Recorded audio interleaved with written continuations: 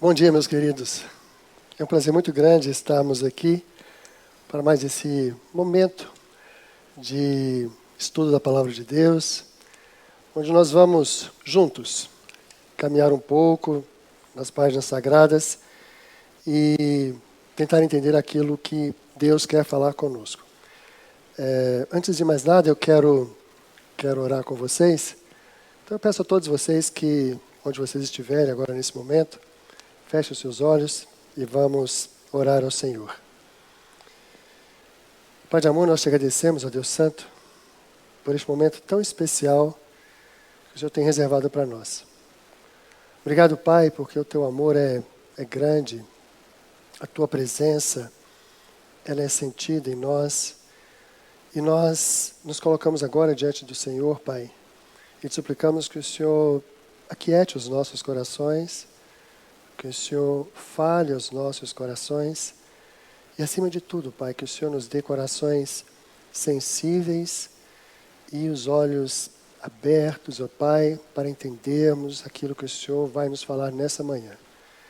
Nós suplicamos, ó Deus Santo, que à medida que formos caminhando na Tua Palavra, que o Teu Santo Espírito fale a cada um de nós. O Senhor conhece as nossas necessidades, o Senhor conhece a cada um de nós.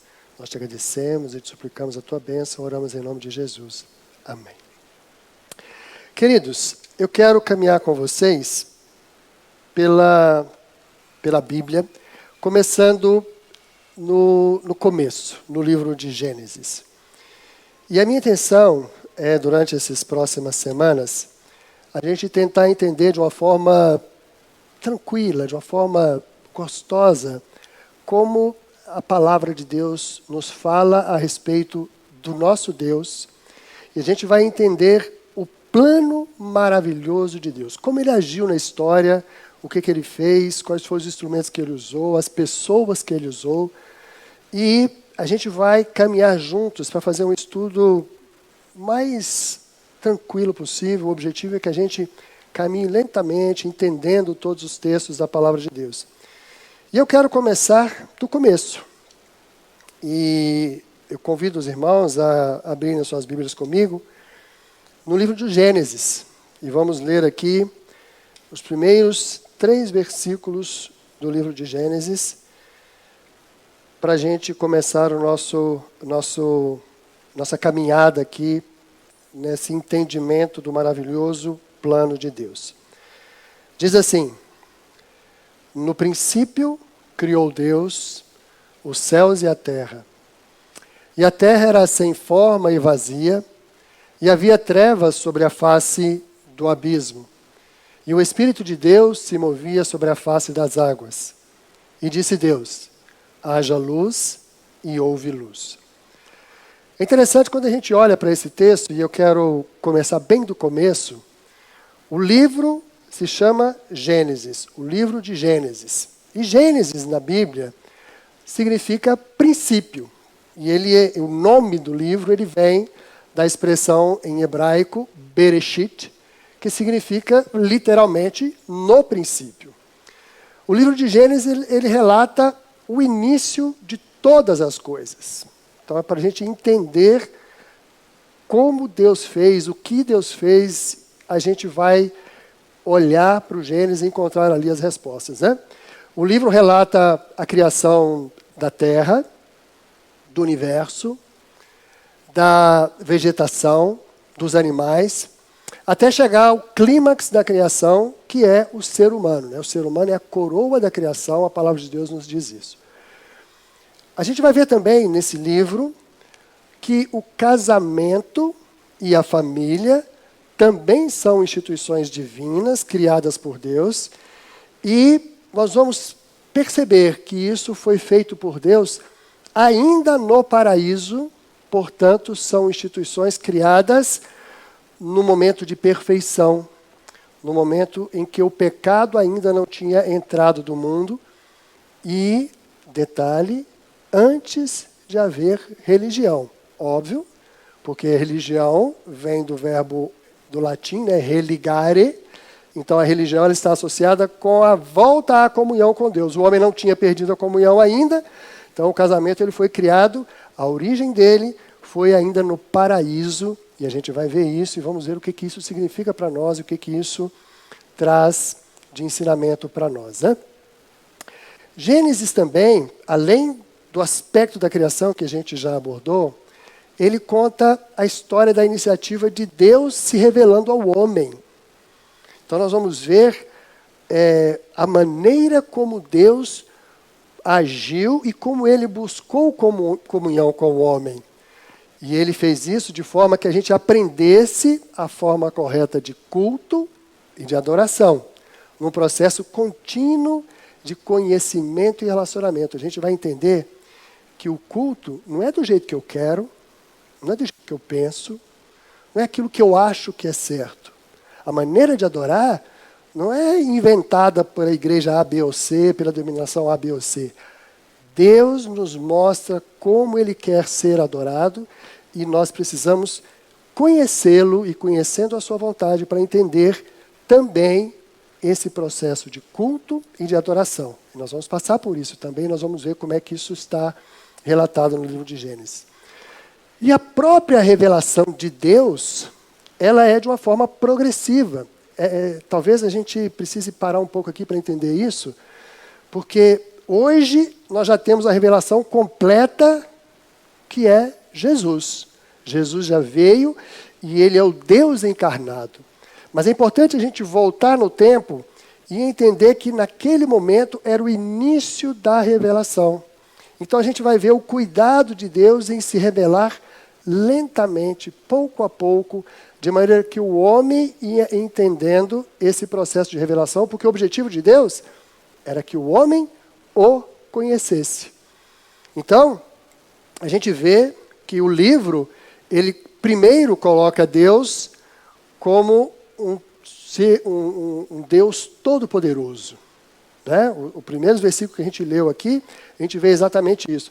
Ele é um Deus todo-poderoso, Ele é soberano, Ele é criador, Ele é sustentador de todas as coisas. E a gente vai ver também que o ato de criação, ele foi feito simplesmente através do poder da sua palavra. Através do poder da sua palavra. E é interessante que a gente vai entender que essa criação, ela mostra, ela fala, ela anuncia Deus. Então, toda a criação de Deus anuncia a sua presença e anuncia o seu poder. E a gente pode ver isso através daquilo que os próprios salmos já nos revelam. Se nós abrirmos as nossas Bíblias lá no Salmo 19, podem acompanhar aí no vídeo vocês. O Salmo 19 diz o seguinte, de 1 a 4. Os céus proclamam a glória de Deus e o firmamento anuncia a obra das suas mãos. Um dia discursa a outro dia, e uma noite revela conhecimento a outra noite. Não há ninguém, nem há palavras, e deles não se ouve nenhum som. No entanto, por toda a terra se faz ouvir a sua voz, e as suas palavras chegam até aos confins do mundo. Olha só o que o salmista nos diz aqui, meus queridos. Os céus proclamam a glória de Deus. O firmamento, aquilo que ele criou, anuncia as obras das mãos dele. E a palavra nos diz que o viver um dia anuncia ou revela conhecimento a outro dia. Isso quer dizer que vivendo, observando, olhando aquilo que Deus fez, esse observar da natureza nos faz perceber que de fato Deus é maravilhoso. Deus é maravilhoso. E é interessante que o apóstolo Paulo também ele faz referência a esse falar da natureza, quando lá em Romanos, no capítulo 1, versículos 19 e 20, ele coloca de uma forma muito dura até essa questão da revelação de Deus e a negligência nossa ao perceber essa revelação. Porque ele diz lá, porquanto o que de Deus se pode conhecer é manifesto entre eles, entre os homens, porque Deus lhe manifestou. Porque os atributos invisíveis de Deus, assim como o seu eterno poder, como também a sua própria divindade, claramente se reconhecem desde o princípio do mundo, sendo percebido por meio das coisas que foram criadas. Aqui eu quero salientar duas coisas para vocês. Primeiro, que o apóstolo Paulo, quando ele fala dessa forma, ele está citando esse momento da criação que a gente acabou de ler, lemos aqui apenas os três primeiros versículos, né? Mas o apóstolo Paulo, ele, ao citar a criação, ele cita isso como fato histórico. Então a criação não é uma lenda.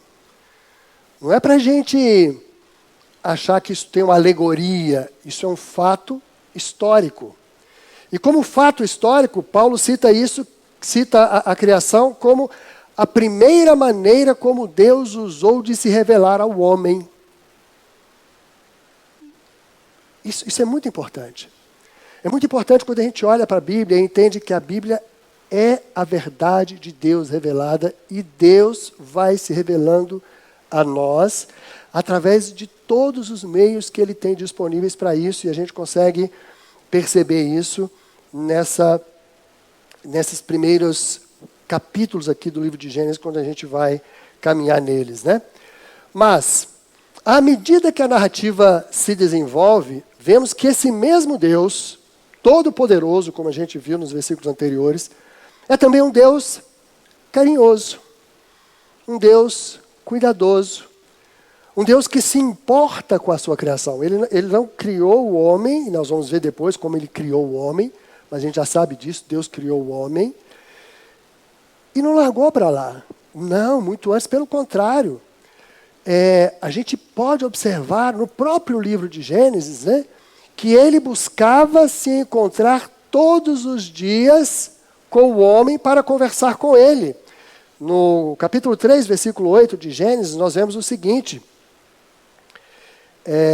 e plantou o Senhor Deus um jardim no Éden, da banda do Oriente, e pôs nele o homem que... Perdão, eu estou lendo o versículo...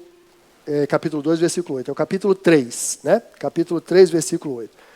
Quando ouviram a voz do Senhor Deus, que andava no jardim, pela viração do dia, esconderam-se da presença do Senhor Deus. O que esse texto diz? Que Deus, todos os dias, ia conversar com o homem. Então veja bem, ele não é simplesmente um Deus que criou todas as coisas, um Deus todo-poderoso, um Deus soberano, que está distante. Não. Ele é um Deus que está presente, que está perto de nós, e ele fazia isso porque a iniciativa era dele. Ele é que vinha conversar com o homem todas as manhãs. O livro de Gênesis, além disso, ele mostra também, então nós vimos aqui a respeito dessa ação de Deus, das coisas criadas e da maneira como Deus se revela, tanto através das suas obras, como através da sua iniciativa de se achegar ao homem. Mas o livro de Gênesis também mostra que ali teve início alguns conflitos. Então, o livro ele mostra que a origem dos conflitos e as dificuldades que afetam a humanidade, elas se originaram ali, e a consequência disso é do pecado. O homem pecou. E a gente vai ver isso com mais cuidado mais à frente, mas eu já posso adiantar para vocês aqui o que está escrito no versículo 17 do capítulo 3 de Gênesis, quando Deus diz assim: maldita é a terra por causa de ti. Deus falando com Adão e falando por conta do pecado. Então, quando o homem pecou, ele quebrou, ele dividiu, ele acabou com essa relação íntima que ele tinha com Deus, ele desobedeceu, e ao fazer isso, ele trouxe maldição, não apenas a ele, como a todos nós, porque todos nós herdamos essa natureza pecaminosa, e a própria terra, ela foi também amaldiçoada, e a gente vai ver isso com mais calma mais adiante. Mas é importante a gente entender que a origem também é relatada ali no livro de Gênesis. Mas houve a queda, houve as consequências da queda, houve a maldição oriunda do pecado, mas o livro não para aí. Ele não apresenta apenas o problema, ele fala também da solução. A solução que Deus deu para esse problema. E ali, no livro, está dizendo que um descendente da mulher esmagaria a cabeça da serpente. E essa promessa é apresentada no livro de Gênesis também. Em Gênesis 3,15 diz, e porém inimizade entre ti e a mulher, está falando com a serpente, né? Deus falando com a serpente, e entre a tua semente e a sua semente, entre a semente da serpente e a semente da mulher. Esta te ferirá a cabeça e tu lhe ferirás o calcanhar. Então a semente da mulher ferirá a cabeça da serpente e a serpente então vai ferir o calcanhar da semente do descendente da mulher. Nós vamos estudar isso com muito mais calma, mas é importante a gente ver aqui que essa é a promessa de Deus de destruir o trabalho que a serpente fez, né? Destruir a ação da serpente, destruir não só a ação, como as consequências daquilo que a serpente fez. E aí a gente pode observar o seguinte, meus queridos, e eu quero chamar muita atenção de vocês aqui, porque a partir de agora a gente começa a ter algumas interpretações equivocadas. Eu sei que vocês já ouviram muitas histórias, mas nós vamos caminhar em cima daquilo que a palavra de Deus diz, porque a partir desse texto, nós vemos que o livro começa a destacar as origens de duas sementes distintas. Nós vimos no texto anterior que vai ter a semente da serpente e a semente da mulher. Então nós vamos ter duas sementes distintas, duas linhagens de seres humanos distintas, até que vai culminar naquele que esmagaria a cabeça da serpente. Nós vamos ver isso, né? Então uma linhagem, uma parte da humanidade, ela vai, de fato, seguir o caminho da serpente e vai continuar o caminho da rebelião e vai continuar o distanciamento de Deus. Mas outra parte dessa semente são aqueles que vão ouvir o chamado de Deus para poder voltar a essa comunhão. E são aqueles que vão buscar conhecer a Deus, seguir as suas orientações e voltar. Aí sim nós vamos voltar àquele termo que eu falei no início da religião, religar, né? Voltar à comunhão do Criador com o Criador, aguardando então o cumprimento da promessa. E é interessante, e eu quero chamar a atenção de vocês aqui, porque nós temos a semente da mulher do ponto de vista de povo santo, e nós vamos ver isso, nós somos povo santo, nós somos oriundos dessa semente, mas existe um descendente específico dessa mulher que iria esmagar a cabeça da serpente, e esse é Jesus.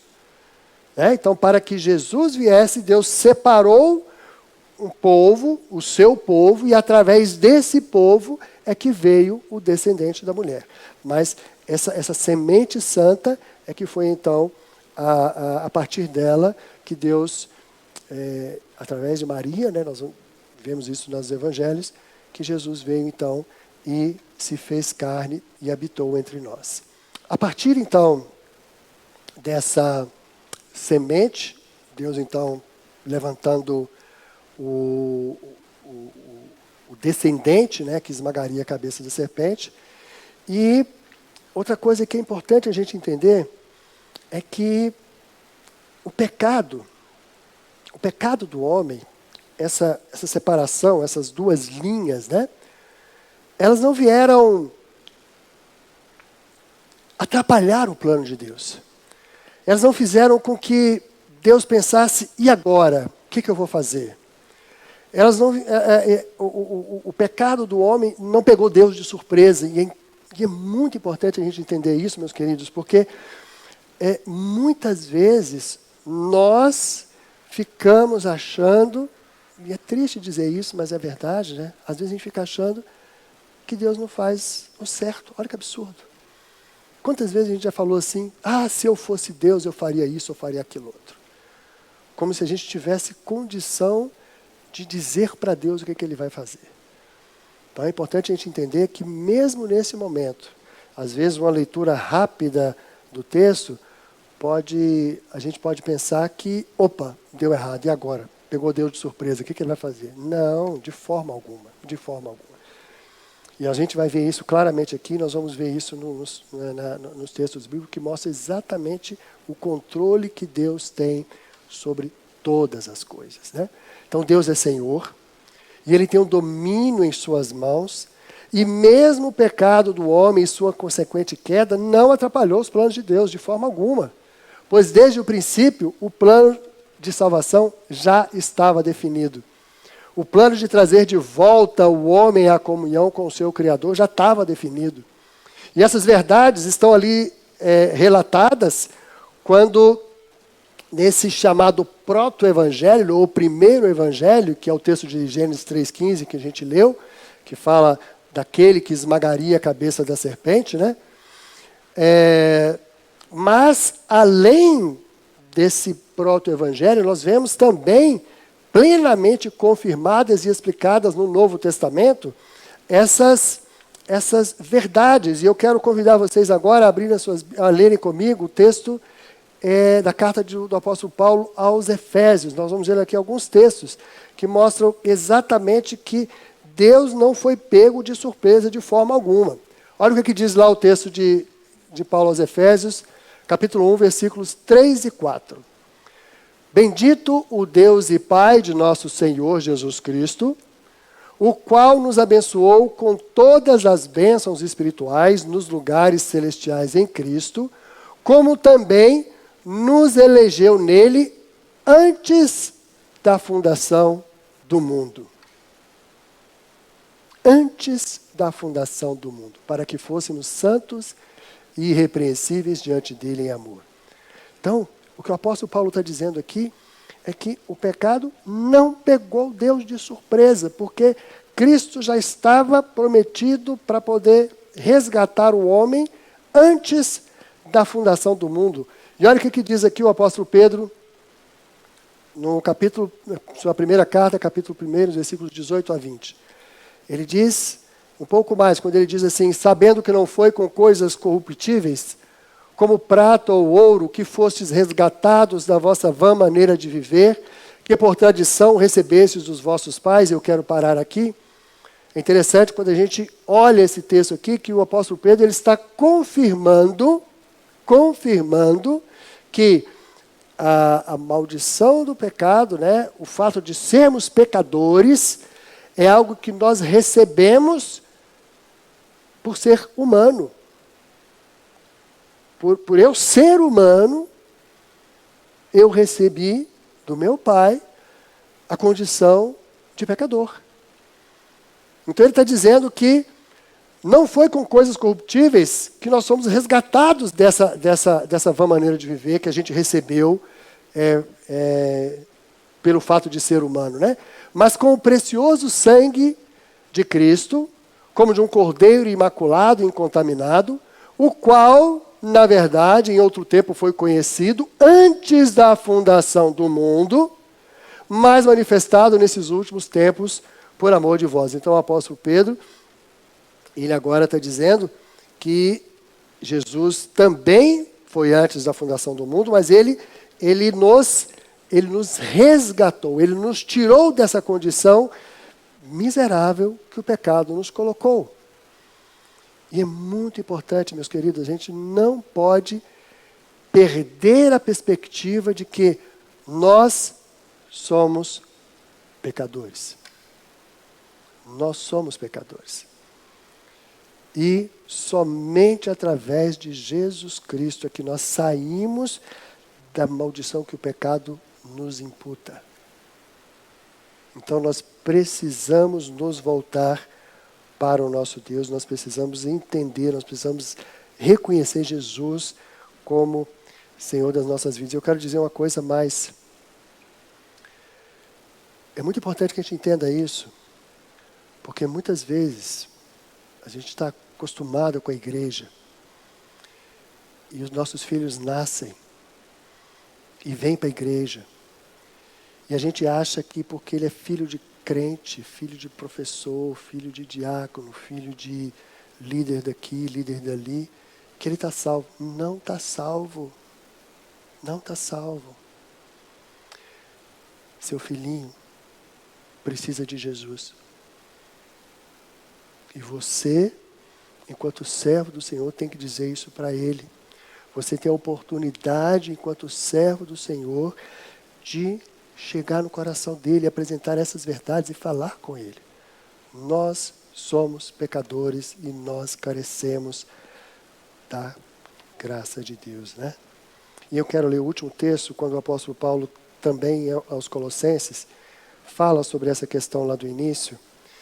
E o texto é em Colossenses, no capítulo 1, e eu quero ler a partir do versículo 12. E diz o seguinte: dando graças ao Pai, que nos fez idôneos para participar da herança dos santos na luz. E aqui eu vou ler bem devagar para a gente acompanhar aqui o que o texto está dizendo. O apóstolo Paulo está dizendo assim: dou graças a Deus que Ele nos fez idôneos, que Ele nos fez ter condições de participar da herança dos santos na luz. E ele continua dizendo: o qual nos tirou da potestade das trevas, do império das trevas, do domínio das trevas, e nos transportou para o reino do Filho do seu amor, em quem temos a redenção pelo seu sangue, a saber, a remissão dos pecados. O qual, o Filho, né? O qual, Jesus, é a imagem do Deus invisível. Só esse texto aqui daria para a gente gastar muito tempo aqui, mas não é o foco agora da nossa meditação. Então a gente vai continuar. O qual é a imagem do Deus invisível, o primogênito de toda a criação. Aqui eu quero parar. Quando a gente lê esse texto, é importante a gente entender que o texto não está dizendo que Jesus foi o primeiro a ser criado, porque a ideia de primogênito pode levar a gente a pensar nisso, né? Não é isso que o texto está dizendo, porque o primogênito, ele é aquele que tem a primazia, ele tem o direito, é aquele que tem o poder de sobre todas as coisas, é aquele que vai herdar todas as coisas. E para a gente entender que é exatamente isso que o apóstolo Paulo quer dizer, olha o que diz o versículo seguinte, versículo 16. Porque nele, Jesus, foram criadas todas as coisas que há nos céus e na terra, visíveis e invisíveis, sejam tronos, sejam dominações, sejam principados, sejam potestades, tudo foi criado por ele e para ele. Então, quando ele fala que ele é o primogênito da criação, é porque nele foram criadas todas as coisas. Ele tem o direito, ele tem a preeminência sobre todas as coisas. Ele tem o domínio sobre todas as coisas. É por isso que ele tem o direito sobre a criação de Deus. É isso que o apóstolo Paulo está querendo dizer naquele texto ali. Versículo 17. E ele é antes de todas as coisas, e todas as coisas subsistem por ele. Então o apóstolo Paulo aqui, mais uma vez, ele traz a ideia da eternidade de Jesus, porque ele é Deus. E ele está dizendo que essa é uma solução que Deus estabeleceu na eternidade. Então, quando o homem pecou, ele não foi pego de surpresa, né? E o texto continua dizendo o seguinte: ele é o cabeça do corpo, da igreja, e é o princípio e o primogênito dentre os mortos, para quem tudo tenha a preeminência. Então, versículo 19 e 20. Porque foi do agrado do Pai que toda a plenitude nele habitasse, e que, havendo por ele feito a paz pelo sangue da sua cruz, por meio dele reconciliasse consigo mesmo todas as coisas, tanto as que estão nos céus, como as que estão na terra. Então aqui, mais uma vez, nós vemos que Deus já tinha tudo resolvido em suas mãos. Ele não foi pego de surpresa. E então a gente pode ver claramente que, de fato, o nosso Deus é soberano, né? O nosso Deus, ele é o Senhor de todas as coisas. Paulo então mostra que Jesus é Deus e que o plano já estava estabelecido desde o início das coisas, né? Desde a eternidade, né? Desde a eternidade. E é interessante quando a gente pensa em eternidade, meus queridos, alguém já disse o seguinte: para você ter noção do que era alguma coisa, você precisa ver e experimentar aquela coisa. Senão, se a gente falar, você não consegue criar um conceito, né? Nós não conseguimos entender a eternidade porque nós vivemos no tempo. Nós vivemos no tempo e no espaço. Então a gente não consegue captar o que é isso, o que é a eternidade, porque se a eternidade é um atributo de Deus, né? A gente vai entender dessas coisas lá na eternidade, quando nós chegarmos lá com Ele, né? A palavra de Deus diz que a vida eterna é conhecer a Deus. Então nós vamos ter toda a eternidade para nós conhecermos a Deus. Bom, a gente falou um pouco aqui do que trata o livro de Gênesis, e a gente abordou aqui pinceladas gerais das origens de uma série de coisas. Mas uma outra coisa que a gente precisa, que eu quero caminhar com vocês aqui também, é o seguinte: quem que escreveu o livro de Gênesis? Os 5 primeiros livros da Bíblia, né? Gênesis, Êxodo, Levítico, Deuteronômio, né? Eles compõem o que os judeus chamam de a Torá. Torá, que significa lei, né? Lei. E, do ponto de vista do judaico, né? É a Torá. Do ponto de vista cristão, nós temos um nome que é dado de Pentateuco. E Pentateuco, ele vem da Septuaginta, quando houve a tradução da Bíblia para o latim, né? Então eles juntaram aqueles 5 primeiros livros e chamaram de Pentateuco. E o nome Pentateuco significa penta, 5 recipientes, né? Pentateuco, 5 recipientes. Em outras palavras, o Pentateuco, então, é o conjunto dos 5 livros que contém a lei, né? E, desde os tempos antigos, a autoria dos 5 primeiros livros tem sido atribuída a Moisés. Então, Moisés é reconhecido como o autor do Pentateuco ou da Torá. Embora no próprio livro de Gênesis não exista nenhuma referência a Moisés como seu autor. Tanto os demais livros do Antigo Testamento como do Novo reconhecem a autoria de Moisés, né? E a gente pode observar que nos livros que Moisés escreveu, existem claramente algumas orientações de Deus dizendo que era para ele escrever. Então, por exemplo, o texto de Êxodo 34, versículo 27, lemos o seguinte: disse mais o Senhor a Moisés: escreve essas palavras, porque conforme ao teor dessas palavras tenho feito aliança contigo e com Israel.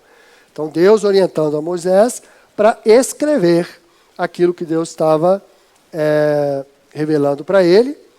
E a gente vai ver um pouco mais como foi feita essa revelação, mas aqui nós vamos trabalhar nesse conceito aqui de que foi Deus quem orientou Moisés a escrever. Isso está relatado ali. Em Números também, a gente vê que 33:2, escrito o seguinte: escreveu Moisés as suas saídas segundo as suas jornadas, conforme ao mandado do Senhor.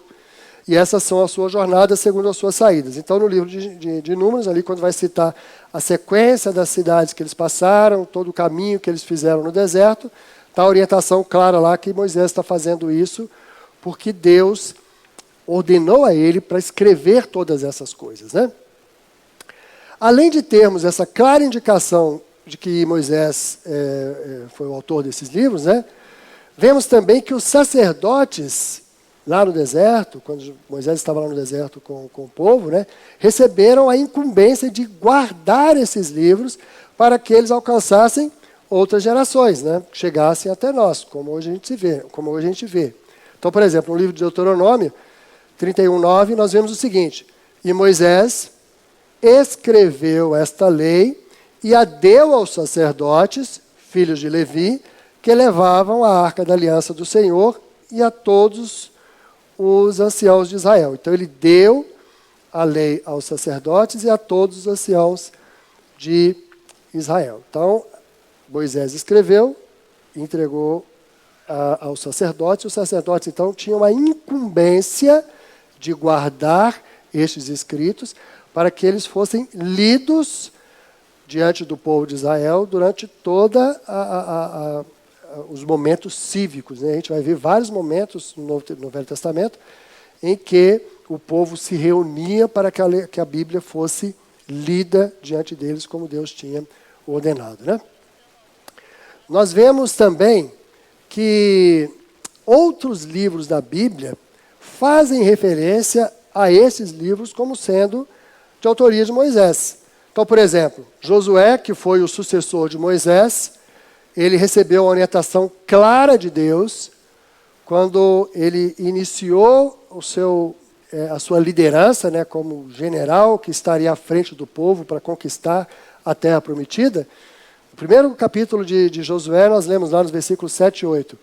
Então, somente esforça-te e tem muito bom ânimo para teres o cuidado de fazer conforme toda a lei que meu servo Moisés te ordenou. Dela não te desvie, nem para a direita, nem para a esquerda, para que prudentemente te conduza por onde quer que andares. E o versículo 8 diz o seguinte: não se aparte da tua boca o livro desta lei, antes medita nele dia e noite, para que tenhas cuidado de fazer conforme tudo quanto nele está escrito, porque então farás prosperar o teu caminho e serás bem-sucedido. Então, Josué, ao iniciar sua liderança do povo, a primeira orientação que Deus deu para ele foi guardar o livro da lei e seguir aquilo que estava escrito ali, porque foi Moisés quem escreveu. No final do livro de Josué, nós vemos lá Josué dando agora essa mesma orientação ao povo, e citando mais uma vez que foi Moisés quem escreveu: esforçai-vos, pois, muito para guardardes e para fazerdes tudo quanto está escrito no livro da lei de Moisés, para que dele não vos aparteis nem para a direita, nem para a esquerda.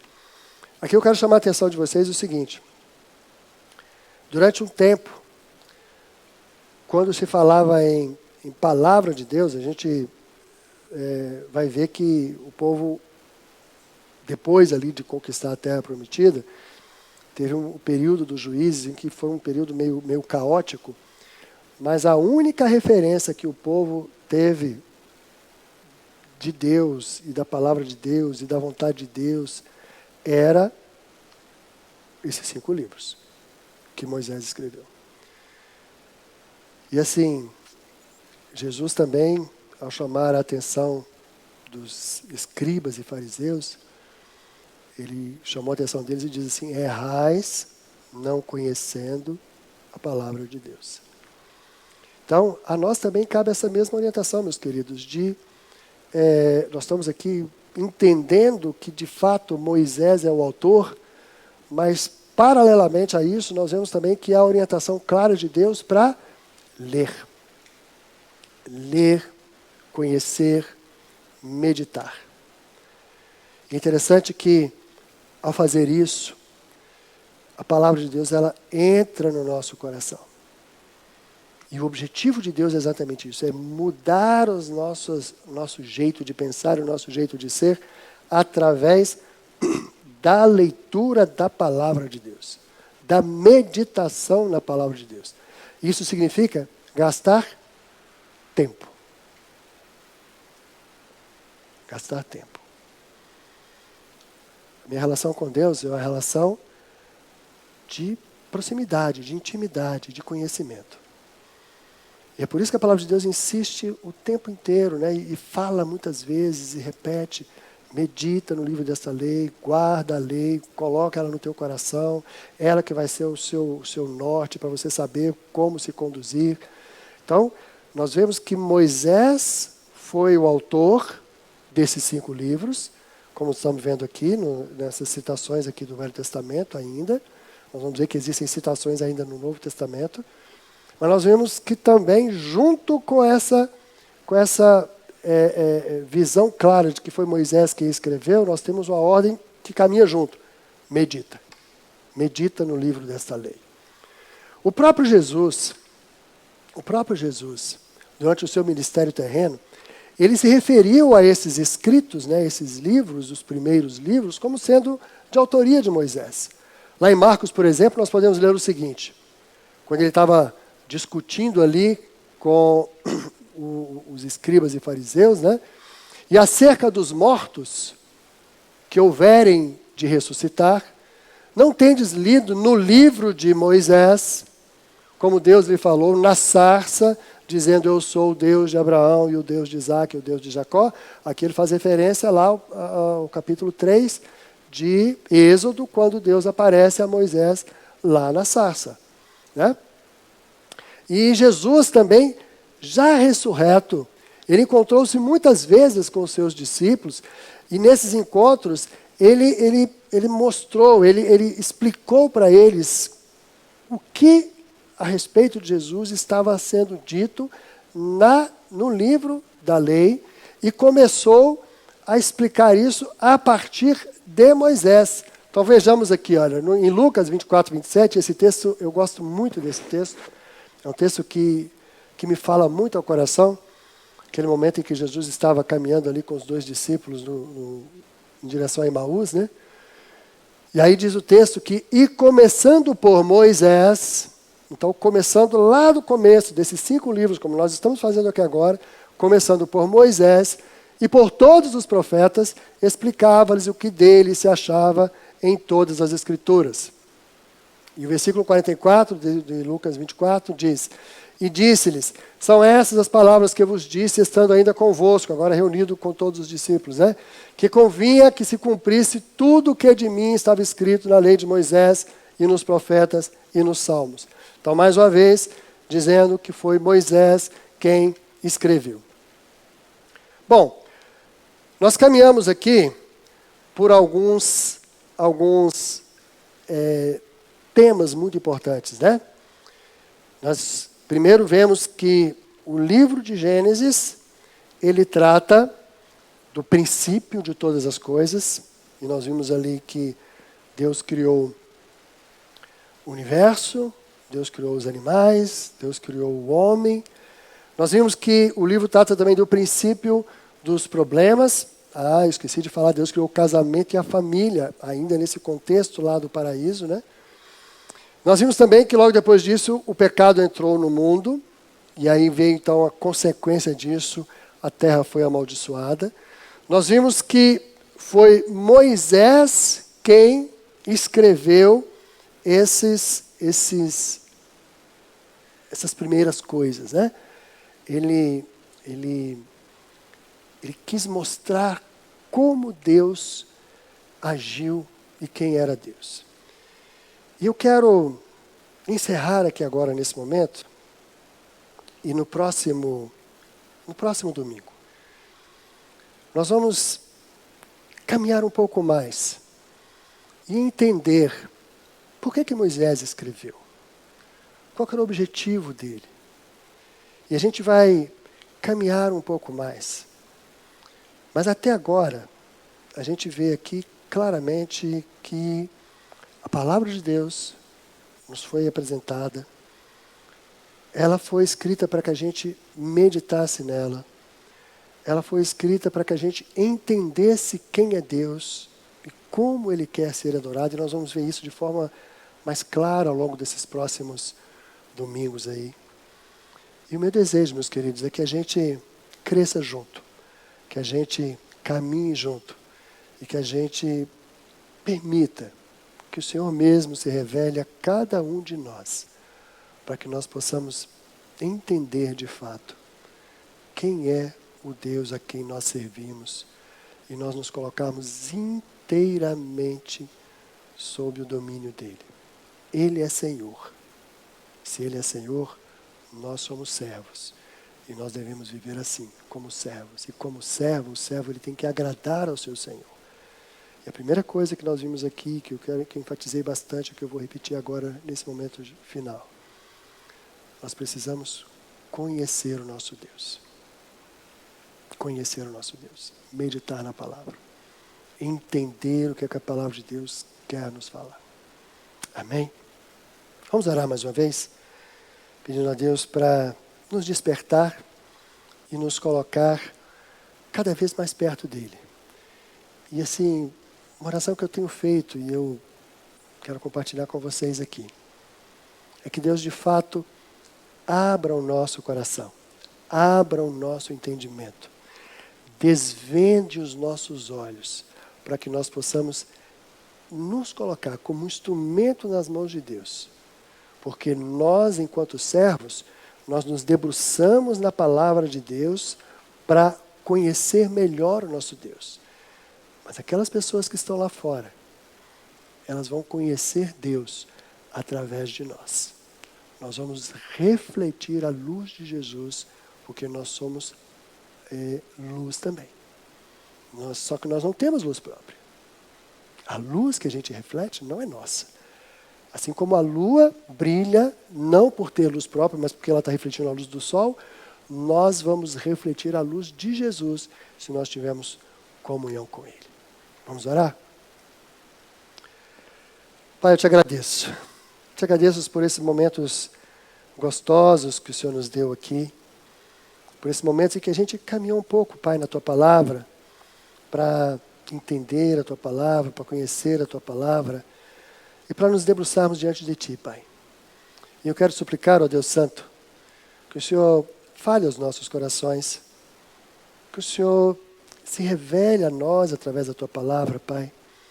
E acima de tudo, meu Deus, que o Senhor crie em nós, em cada um de nós, em cada um daqueles que estão nos vendo aqui agora, nesse momento, ó Deus Santo, crie em nós o desejo de Te buscar, o desejo de Te conhecer, o desejo de amar a Tua Palavra, de meditar na Tua Palavra e, acima de tudo, Pai, de sermos transformados pelo Senhor. Dirija-nos, ensina-nos e conduza-nos segundo a Tua vontade. Nós oramos em nome de Jesus. Amém.